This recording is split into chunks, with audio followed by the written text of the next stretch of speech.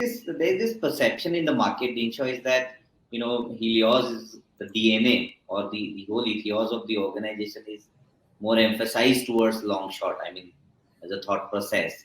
And then initially, when you started with the long only thought process in India, we were facing this question from the client that.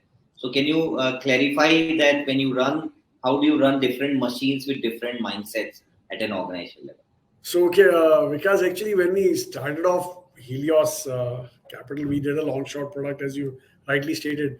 But there are always two legs to a long short, right? There's a long leg and a short leg, right? In our case, the long leg is driven fundamentally, and even the short leg is driven fundamentally. Now, let me just explain briefly of how we go about selecting the stock in the first place. So we have this first thing is what we realized was that in India, you need to have an anchor to hang on to. Right? You can't just look at the price volatility and take a call on the stock. So we said the best way to select. So ultimately, index certain set of stocks outperform and certain sets underperform. Right? Set of stocks underperform. Right? That's why the index averages the way it is.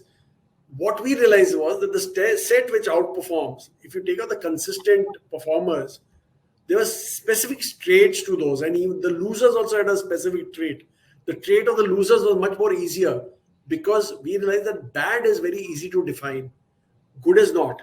Right now, for example, I can like the question that I ask most of my clients when I'm doing a pitch to them, and most of them are industrialists, so they can relate to that question. Is that who is a good employee? Tell me, give me an example and give me a statement of a good employee. Most of the time, the answer, by the way, one Japanese guy was a very smart guy and he gave me the right answer.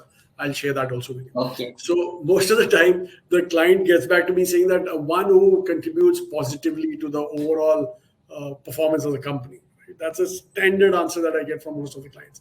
So my counter to that is, okay, he sits till 8 o'clock in the night, he slogs himself off, he contributes, but at the same time, he's a regular visitor to a bar, gets drunk in the night, this woman. What do you say to that, right? He said, "Oh, we'll fire him," right? So that was it. So bad is defined. Good cannot be defined, right? So when you look, so by the way, I was telling you about the Japanese guy. So the Japanese guy gave me a very straightforward. He said, in Japan, we say that an employee is good if he doesn't have anything bad.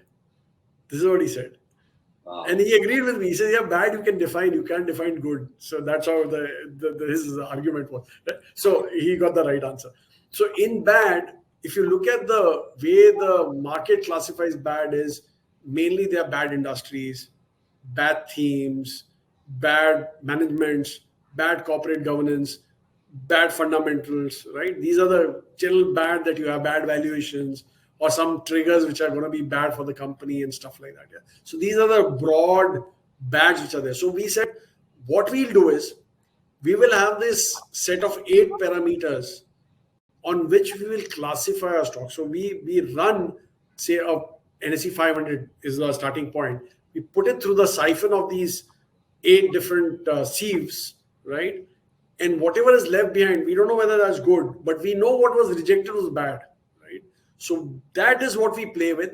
The bad that are left behind are the ones which we use for the shorting business. That is where the shorts come out of. And the good is ultimately makes it to the portfolio as such for us to play with. So both legs are driven by fundamentals.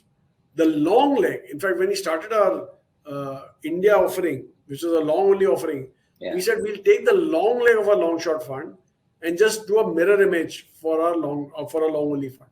That's what we did. Right. And now the long short is a pure no-brainer. We take the whole fund and just deploy it. That's how it is. Right. So how is this fund is registered now with SEBI now in India, and how investor can participate? So in the long short fund, you say? Yeah. So it's registered under AIF Cat 3 as such. And how we're going to run it also is very different. So what we're going to have is we're going to have 2 separate funds inside. There'll be one which will be a long only, which will have a 70% portion of long stocks, which will be mainly cash stocks lying in that long only fund. And this will be a stable part of the portfolio. 30% of the money will be in a long short fund, actual long short. So there'll be 40 long and 30 short. So 30 long and 40 shorts. Is that how it will be? So it will be a net negative 10% portfolio. ये समझा नहीं. Can you if you don't mind, because for benefit of myself and for my investors also. So 70% of the money. So suppose you give me 100 rupees, right? 70 rupees will lie in the long only portfolio, which will be cash. There won't be any FNO in this. Right. There won't be any futures in this. Pure cash stocks that we bought in this portfolio. The 30 rupees, what I'll do is I will deploy of that 30 rupees, since I'm going to just pay a margin, by the way, so I'll keep that aside. In Right. that 30 rupees, what I'll have is a 40% short portfolio running. I'll actually short 40% futures in that, basically stock futures, right? And 30% futures I'll buy as long, which will be an extension of my 70. So suppose the HDFC Bank is lying here and I need a weight of 7.5% of HDFC. So 5% I'll have in the cash portfolio, 2.5% in the short portfolio, in the long portfolio. It'll lie as a long. Short will be something else. It won't be, the same stocks will not be shorted. Right. So as a result, this will be a net negative 10%. Since you're 40% short and 30% long, it'll have a net negative 10%. 70 minus 10 is what it is. Now here, understand one thing, since my gross exposure is 70, I will just need 14% cash, 20% margin, roughly I'm calculating, right? It'll vary across, but I'm taking the maximum one. 14% cash is what I'll be requiring for playing that for 70% gross book. 16% still will be left with me as cash. That I'll put in a debt fund where I'll earn around 4.5% odd or something and cover that out. So that's how it will be. So my taxation also will be varying. This book. I was coming to that. So how is the taxation going to be? Because it is under Cat 3. So Right. Cat 3, all the taxations are done at the instrument level. Yes, at the fund level, yeah, at the trust level, yes. So here, the 70% book will attract only long-term, short-term gains, right? Roughly around 10% is what we're looking at, because this book will not vary too much. There'll be some portion which will come off, but more or less it'll be a 10% kind of a tax book with the long-term capital gains. Here it'll be your marginal tax rate, which for the fund will be around 43 odd percent.